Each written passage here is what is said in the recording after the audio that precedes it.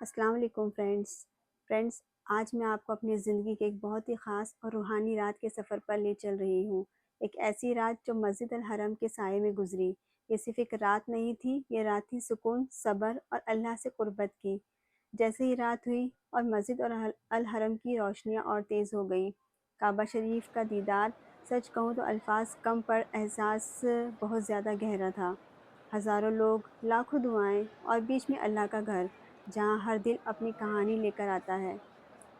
اس رات طواف کرتے ہوئے ہر چکر کے ساتھ دل ہلکا ہوتا گیا، آنکھوں میں آنسو اور لبوں پر بس ایک ہی دعا، یا اللہ ہمیں اپنے قریب کر لے۔ یہاں کوئی امیر کوئی غریب نہیں، سب ایک ہی لباس میں ایک ہی رب کے سامنے جھکے ہوئے۔ رات دھیرے دھیرے اور خاموش ہوتی گئی، لیکن مسجد الحرم کبھی خالی نہیں ہوتا۔ کوئی قرآن پڑھ رہا ہے، کوئی سجدے میں ہے اور کوئی بس چپ چاپ کعبہ کو دیکھ رہا ہے۔ اس جگہ پر وقت جیسے تھم سا جاتا ہے۔ پھر جب رات کی آخری پہر اذان کی آواز گونجتی ہے تو دل کانپ اٹھتا ہے۔ مسجد الحرم کی اذان صرف سنائی نہیں دیتی، محسوس ہوتی ہے۔ تہجد کے وقت کی وہ خاموشی، وہ دعائیں، وہ آنسو شاید زندگی بھر بھولنا ناممکن ہے۔ فرینڈس، آج میں آپ کے ساتھ شیئر کرنے والی ہوں اپنی زندگی کی سب سے خوبصورت رات جو ہم نے مسجد الحرم میں گزاری۔ فرینڈس، آپ دیکھ سکتے ہیں رش کتنا زیادہ ہے، لیکن ہمیں طواف بھی کرنا تھا، تو ہم لوگ طواف شروع کیے اور ہمیں طواف کرتے وقت جو ہے موقع ملا کہ ہم حتیم کے قریب جا کر کھڑے ہو سکیں۔ آج میں آپ کے ساتھ اپنی زندگی کا ایک بہت ہی خاص لمحہ شیئر کر رہی ہوں۔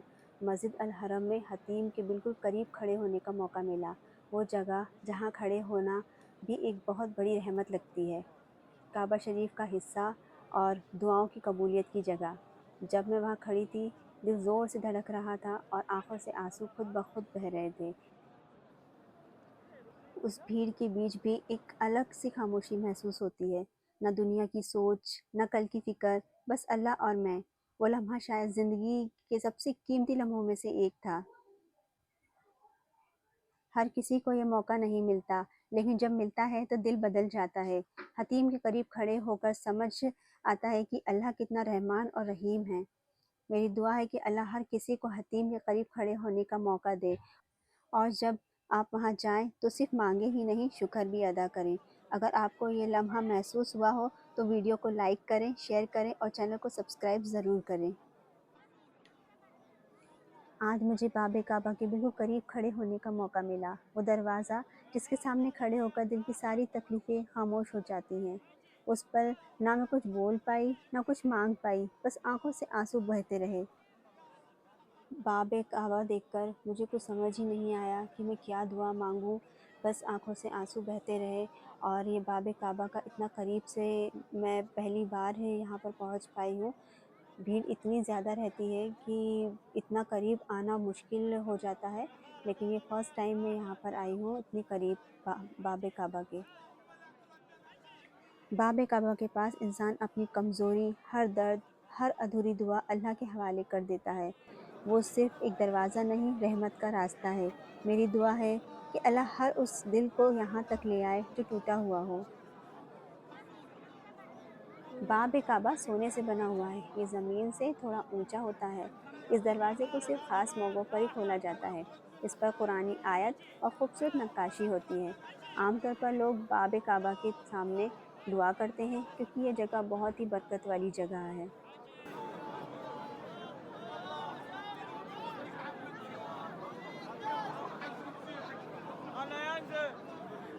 مقام ابراہیم، یہ وہی مقدس مقام ہے جہاں حضرت ابراہیم علیہ السلام نے کھڑے ہو کر اللہ کا گھر تعمیر کیا۔ اس پتھر پر آج بھی ایک نبی کے قدم کا نشان موجود ہے، جو ہمیں یاد دلاتے ہیں کہ سچی عبادت میں صبر اور یقین ہوتا ہے۔ مقام ابراہیم کے پاس کھڑے ہو کر انسان اپنی چھوٹی سی ہستی محسوس کرتا ہے اور اللہ کی قدرت کو سلام کرتا ہے۔ طواف کمپلیٹ کرنے کے بعد ہم نے مقام ابراہیم کے سامنے 2 رکعت نماز ادا کر دی، اور اس کے بعد پھر ہم لوگ آ گئے تھے فرسٹ فلور پر، جہاں پر سے کعبہ شریف دکھ رہا ہے۔ یہ بہت ہی خوبصورت منظر ہوتا ہے، اور یہیں سے جو ہے صفا مروہ کی جو پہاڑی ہے، ہم اس طرف نکل کر آ گئے۔ تو چلیے میں آپ کو دکھاتی ہوں یہ صفا مروہ کی پہاڑی۔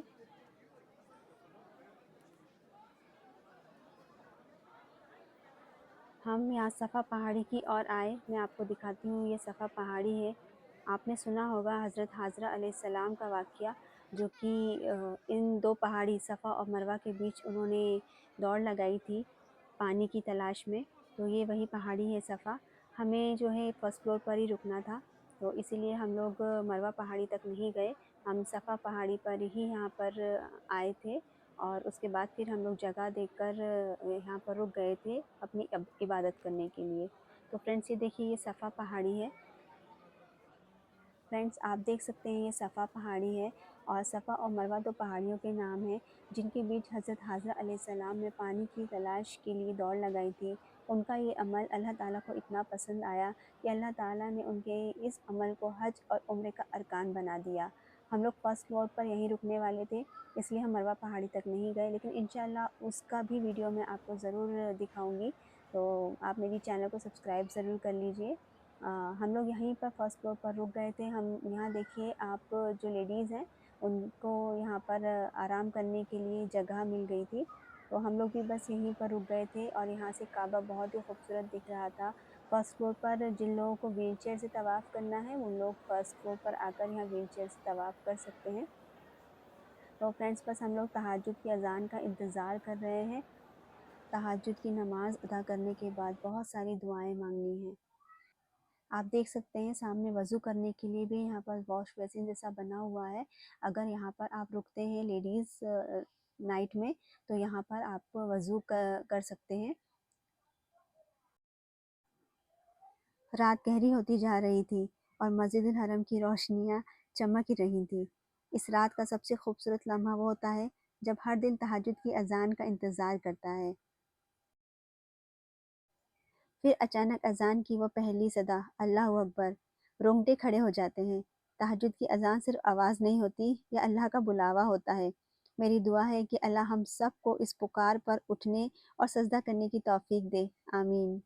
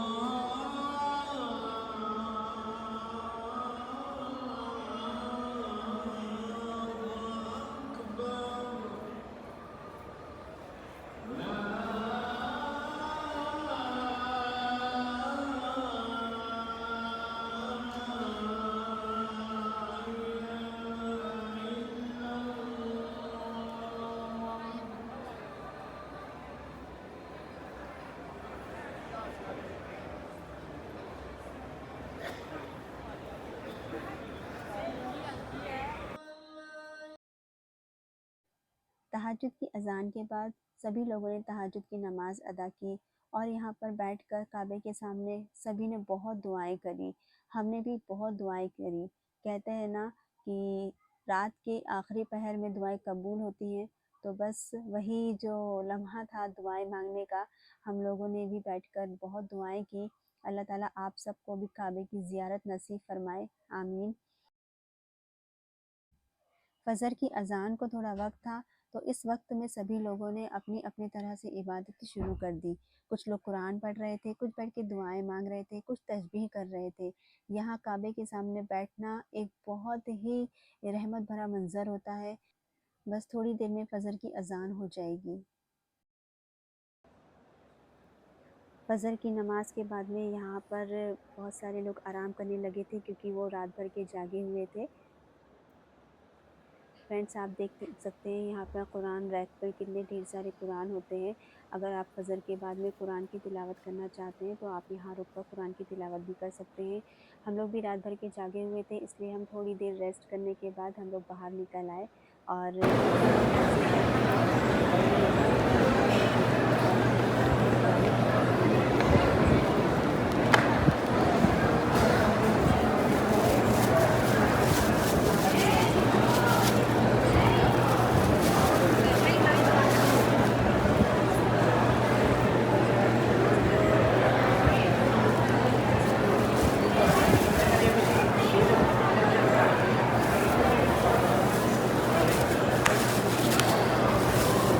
روحانی سفر پسند آیا ہوگا تو میری چینل کو سبسکرائب، ویڈیو کو لائک اور شیئر ضرور کیجیے۔